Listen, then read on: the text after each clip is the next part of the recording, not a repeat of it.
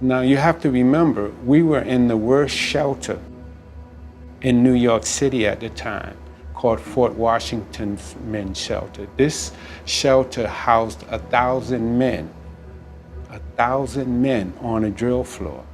The nickname of this shelter was called the House of Pain. One of our sisters knew a Sister of Mercy, and they were very distressed with the homeless people that they would meet on the street, who often had no one to talk to. People would walk around them, almost treat them as if they were objects rather than people. Most of the people in there were, Black, Hispanic, and so you have these two white sisters coming in there, and they're short and they're small.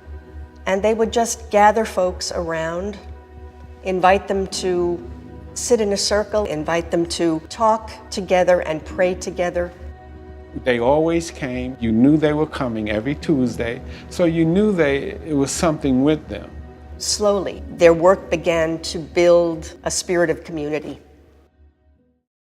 They had been asking me to come to these meetings, but of course I never went. Just wasn't ready at that time. But this time I was ready.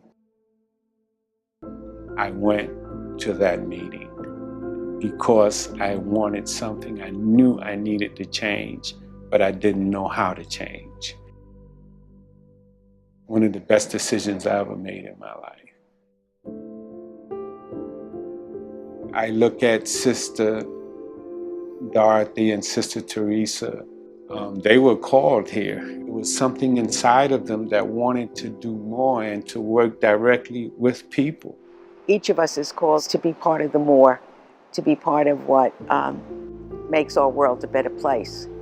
They had the incredible gift of being able to identify and inspire people from the homeless community and say, you can do this work too. You can be part of this work. The team is special. We're here together and we're helping each other to get better. And when you can get a group of homeless people like that who have come up from the ashes and can show this kind of a love to one another, it's powerful. I believe that every single person deserves to be cared for and deserves to be loved and deserves basic things like food and shelter. We're giving people a spiritual and emotional home. It's not necessarily like we're giving people a roof over their head, but we're giving them a place to call home. Charity isn't just giving.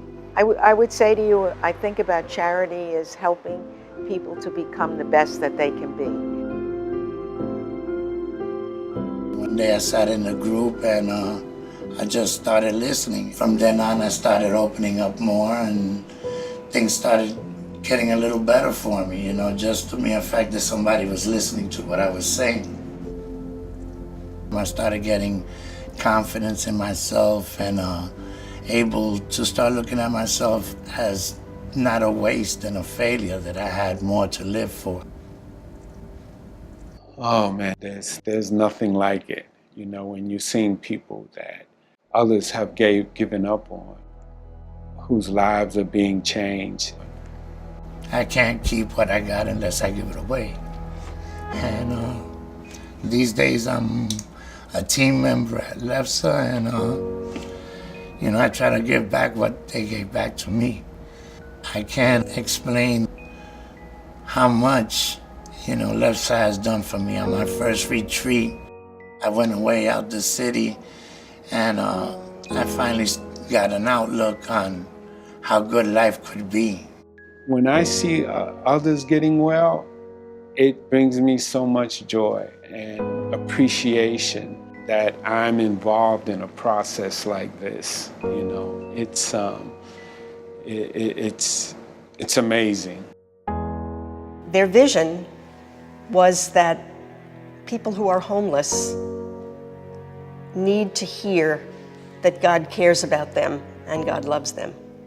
To be a part of this legacy that's been going on for 200, imagine, the Sisters of Charity have been around for 200 years doing this work And because of the Sisters of Charity, we're able, Life and Faith Sharing is able to continue that legacy. We know that we can't do everything, but what we can do, we do it well.